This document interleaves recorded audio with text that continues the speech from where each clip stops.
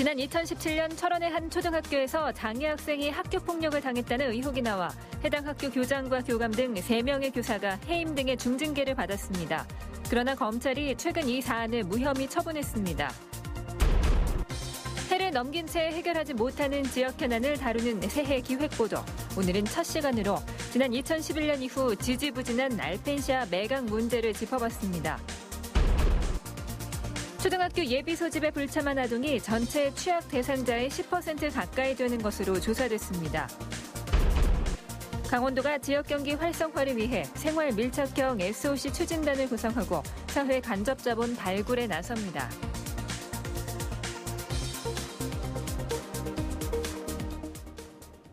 시청자 여러분 안녕하십니까? 지난 2017년 철원의 한 초등학교에서 장애 학생이 학교 폭력을 당했다는 의혹이 나왔습니다. 해당 학교 교장과 교감 등 3명의 교사가 이 사건을 은폐했다는 이유 등으로 해임 등의 징계를 받았는데 얼마 전 검찰이 이 사안을 무혐의 처분했습니다. 이재규 기자가 취재했습니다. 뇌병변 5급 장애를 앓고 있는 아이가 학교에서 괴롭힘을 당했다는 신고가 접수된 것은 지난 2017년. 도교육청은 1차와 2차 감사를 거쳐 지난해 5월 해당 학교 교장과 교감은 해임, 교사 1명은 정직 2개월 처분했습니다. 하지만 검찰 생각은 달랐습니다. 직무유기, 협박, 무고 등 혐의에 대해 모두 혐의 없음 처분한 겁니다. 증거가 충분하지 않다는 것이 이유였습니다. 교육청은 이해할 수 없다는 입장입니다. 특히 무고 혐의에 대해서는 7에서 8가지 명백한 증거를 제출했다며 항고 입장을 밝혔습니다. 특히 무고 혐의에 대해 혐의 없음 처분을 내린 것은 더욱더 납득할 수 없습니다. 따라서 강원도교육청은 검찰에 항고할 계획입니다. 해당 학교 교사였던 피해 학생 부모는 억울함을 호소하고 있습니다. 학교 측 무책임을 증언해줄 공익제보 교사들은 정작 제대로 조사하지도 않았다고 말했습니다. 공익제보를 한 교사들이 수사에 적극적으로 협조하고 진실을 밝히고자 경찰 조사를 기다리고 있었는데요. 하지만 이들 선생님에 대해서 면밀한 참고인 조사도 없이 증거 불충분으로 결론이 난 것입니다. 지난해 국가인권위도 이 사안의 문제점을 확인해 교육청에 해당 교사들에 대한 징계와 재발 방지 대책을 권고하기도 했습니다. 교육청과 국가인권위의 판단과 정반대의 의견이 검찰에서 나오며 장애 학생 학교 폭력 사태는 형사 소송으로 확대되고 있습니다. MBC 뉴스 이재규입니다. 홀몸 노인과 중증 장애인들의 생활 안전을 24시간 확인하는 응급 안전 알림 서비스가 시행되고 있습니다. 그런데 최근에 설치된 신형 응급 전화기 상당수가 제대로 작동되지 않고 있어 응급 상황 대처에 차질이 우려되고 있습니다. 황구선 기자입니다. 집안 잘 보이는 곳에 설치된 응급 전화기입니다. 비상 버튼을 누르면 119 상황실이나 지역 복지관으로 연결됩니다. 또 집안 곳곳에 활동 감지기와 화재 경보기, 가스 누설 경보기의 감지 상황이 응급 전화기로 전송됩니다. 화재가 감지되었습니다. 화재 경보가 해제되었습니다. 경보 방송이 울리고도 별도의 조치가 없으면 자동으로 119로 연결됩니다. 원주 지역에서는 구형 전화기의 사용 연한이 지나자 2달 전부터 1,500여 세대에 기능이 향상된 최신형 전화기가 설치됐습니다. 신형이건만 오작동률이 높은 게 문제입니다. 어르신들의 활동이 실시간으로 복지관에 접속돼야 하지만 미수신되는 일이 잦습니다. 많으면 하루에 30대 정도, 이전 기종과 비교해도 5에서 6배나 많습니다. 이번 장비가 이제 신규 장비이기 때문에 기존 장비보다 훨씬 더 좋은 기능을 갖고 있을 거라고 생각하고 했는데 불량률도 그렇고 AS율도 상당히 많이 나와서 이렇다 보니 모니터에는 작동 원활로 돼 있어도 막상 확인하면 꺼져 있는 경우도 있습니다. 수리를 요청한 기기만 110대, 전체 설치한 10대 가운데 1대꼴로 불량에 가깝습니다. 사회복지사 1명이 담당하고 있는 홀몸 노인은 250여 명. 응급전화기가 원활하게 작동해야 어르신들의 안전을 보장할 수 있습니다. 응급전화기에 표시되는 어르신들의 비상 상황을 바로 확인해야 제때 출동할 수 있기 때문입니다. 전화기 불량 원인 파악에 나선 원주시는 이런 상황이 반복될 경우 전화기를 모두 교체하겠다고 밝혔습니다. MBC 뉴스 황구선입니다.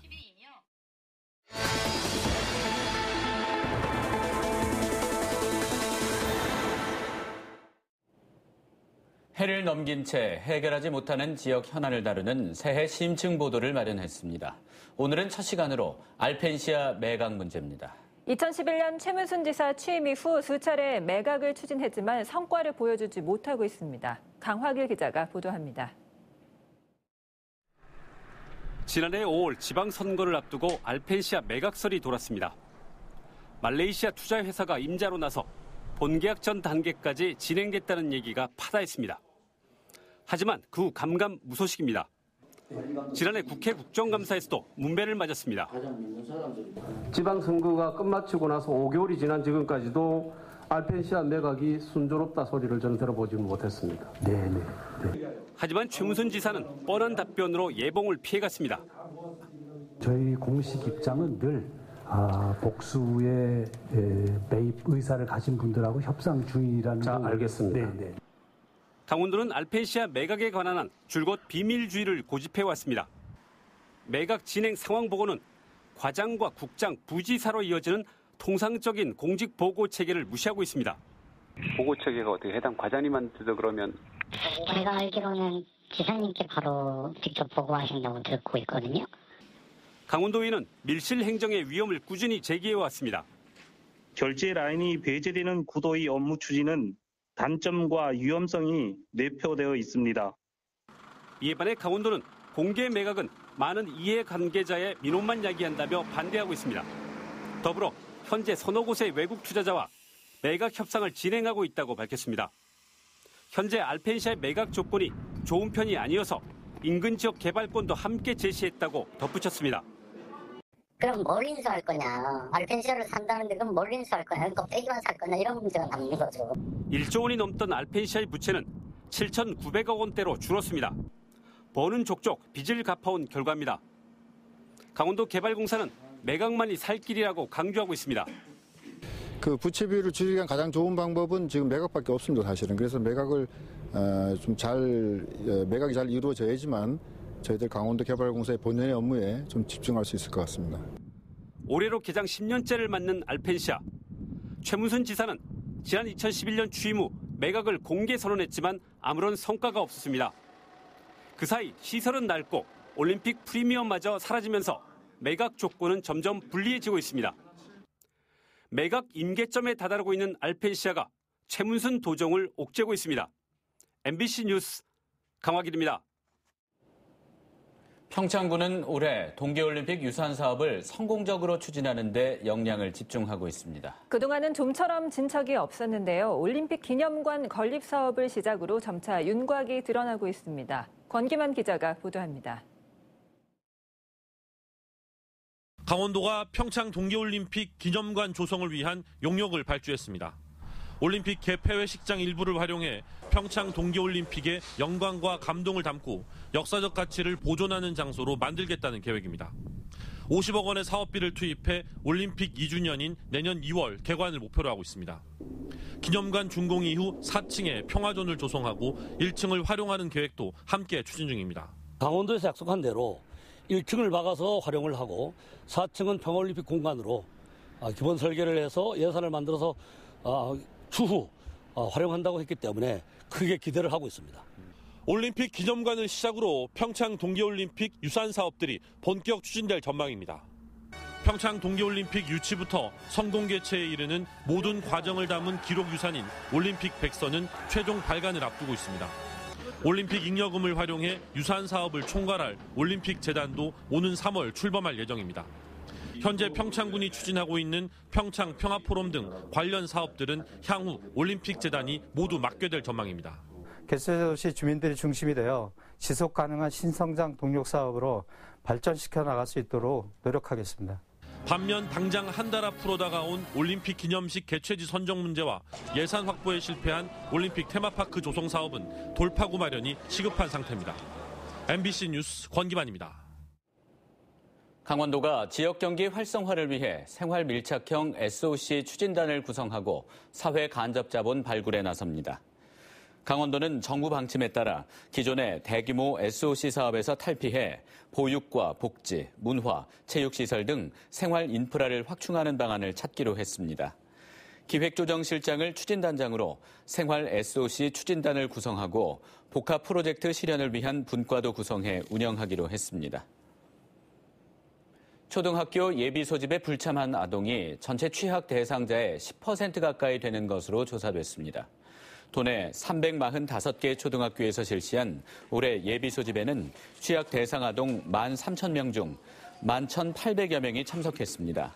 불참자는 1,296명으로 전체 대상의 9.9%였습니다.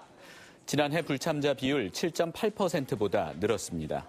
도교육청은 지자체와 협조해 유선 연락, 가정방문 등 조치를 취하고 필요한 경우에는 경찰 수사를 의뢰해 아동의 안전을 확보할 계획입니다. 지난해 강원도 내에서 하루 평균 23명의 새 생명이 태어나고 33명이 생을 마감하고 있는 것으로 나타났습니다. 행정안전부가 분석한 지난 한 해 도내 출생아 수는 8,494명이었으나 사망자 수는 12,096명으로 조사됐습니다. 출생자보다 사망자가 연간 40%인 3,602명이 더 많은 것으로 하루로 환산하면 9.8명꼴입니다. 특히 도내 18개 시군 가운데 원주를 제외한 17개 시군이 출생아보다 사망자가 더 많았습니다. 강원도가 이달 말 중국에서 북한 4.25 체육단과 강원FC와의 합동훈련 교류전을 추진합니다. 강원FC는 태국 전지훈련을 마치고 이달부터 다음 달 초까지 중국 공명에 머물며 북한 4.25 체육단과 남북 합동훈련을 갖고 경기도 치를 계획입니다. 남북 강원도 축구단이 머무는 동안 남북 축구 유소년 교류전도 예상됩니다. 강원FC는 지난해 같은 기간에도 북한 팀과 교류전을 했다며 구체적인 일정을 조율 중이라고 밝혔습니다.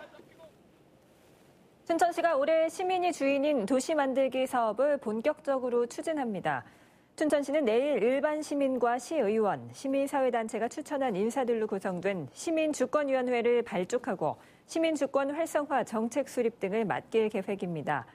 또 오는 10일에는 시청 민방위 교육장에서 마을 공동체 사업 의견 수렴 간담회를 열 예정입니다. 춘천시는 이런 사업들을 통해 실질적인 시민 참여가 보장되는 춘천시형 직접 민주주의를 실행한다는 계획입니다. 춘천시가 지역에 있는 사업체 조사에 나섭니다. 춘천시는 산업활동을 하고 있는 1인 이상의 모든 사업체를 대상으로 종사자 수와 연간 매출액, 프랜차이즈 관련 사업체 여부 등 모두 14개 항목을 조사할 계획입니다. 조사 자료는 국가와 지방자치단체의 정책 수립과 학술연구 기초 자료로 활용됩니다. 춘천시는 조사 관리자와 조사원 등 49명을 모집하기로 하고 오는 11일까지 신청 접수를 받습니다. 인제군이 올해 도시재생 뉴딜 공모사업 신청을 통해 도시재생 구상과 추진 전략을 본격화할 계획입니다. 인제군은 지역 특성에 맞는 도시재생 비전과 전략을 마련하기로 하고 실시 설계 용역 착수와 도시재생 활성화 조례를 제정할 계획입니다. 또 올해 하반기 도시재생 뉴딜 공모사업을 신청하겠다고 밝혔습니다. 도시재생 뉴딜 사업은 대규모의 철거와 정비 없이 주민협의체와 지자체가 함께 구 도심 지역의 활성화를 추진해 나가는 사업입니다. 영농 폐기물로 인한 환경오염을 막기 위해 폐기물 수집 장려금이 지급됩니다. 철원구는 올해 피해 비닐은 킬로그램당 160원에서 200원, 농약 봉지류는 3,680원, 농약 플라스틱 병류는 1,600원씩 지급한다고 밝혔습니다. 철원에서는 지난해 영농 폐기물 850톤이 수거돼 1억 9천만 원의 장려금이 지급됐습니다. 철원군의 올해 수집량이 900톤으로 2억 원 정도의 예산이 들 것이라고 예상했습니다. 뉴스를 마칩니다. 고맙습니다.